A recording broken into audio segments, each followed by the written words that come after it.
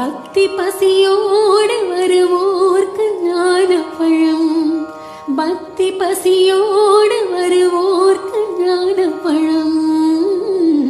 திருப்பரங்குன்றத்தில் நீ சிரித்தால் முருகா, திருத்தணி மலை மீது எதிரொலிக்கும்.